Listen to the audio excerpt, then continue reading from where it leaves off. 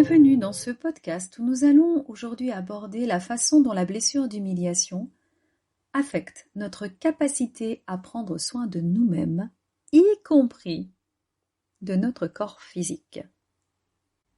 La blessure d'humiliation est une blessure profonde qui se manifeste de nombreuses façons différentes.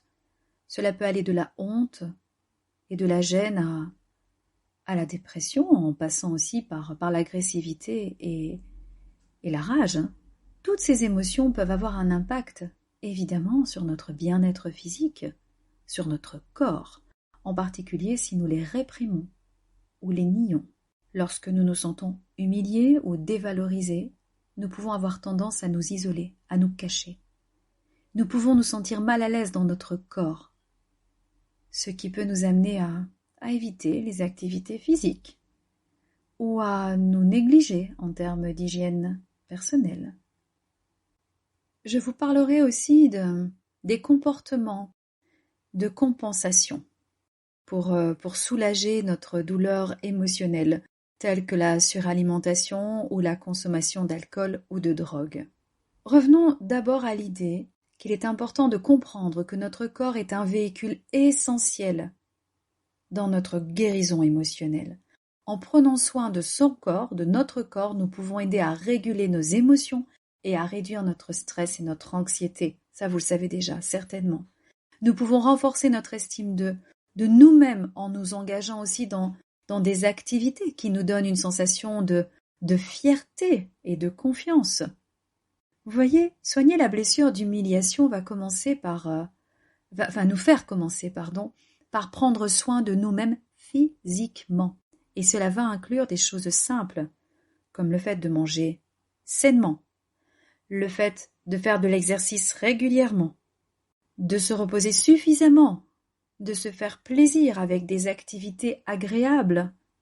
Et justement, en prenant soin de nous-mêmes physiquement, nous allons reconnaître cette blessure.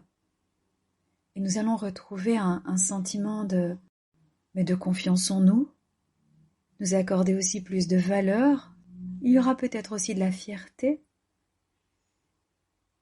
et notre qualité de vie changera. C'est important de se sentir bien dans sa peau.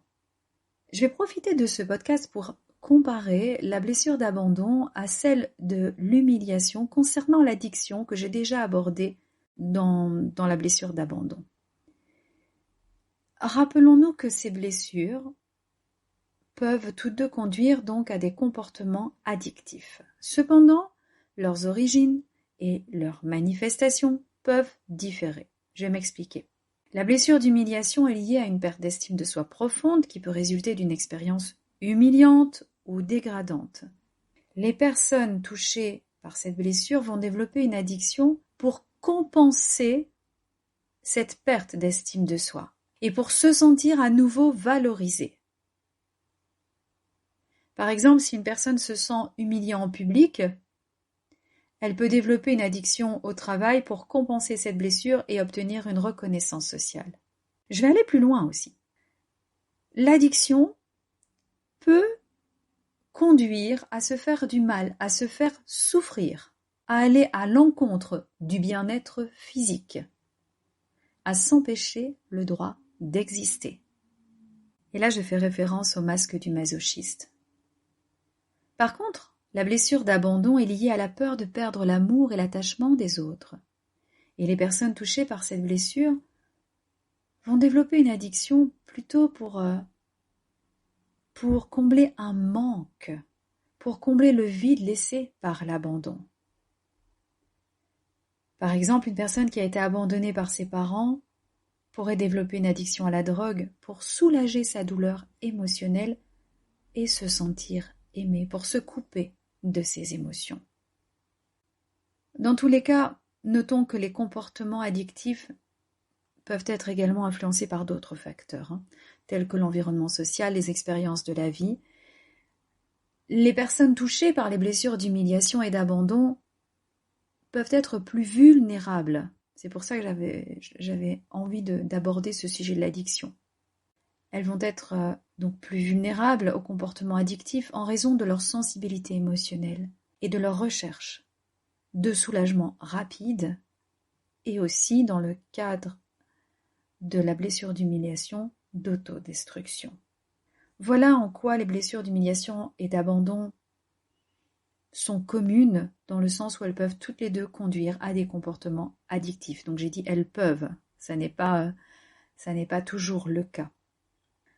Je pense que c'est important de comprendre ces différences d'abord pour mieux se connaître et se retrouver dans telle ou telle blessure, mais aussi pour aider les personnes touchées par ces blessures à trouver des moyens plus sains de faire face à leurs émotions, au vide, et surtout de les aider à guérir en travaillant sur l'estime de soi ou la peur de l'abandon.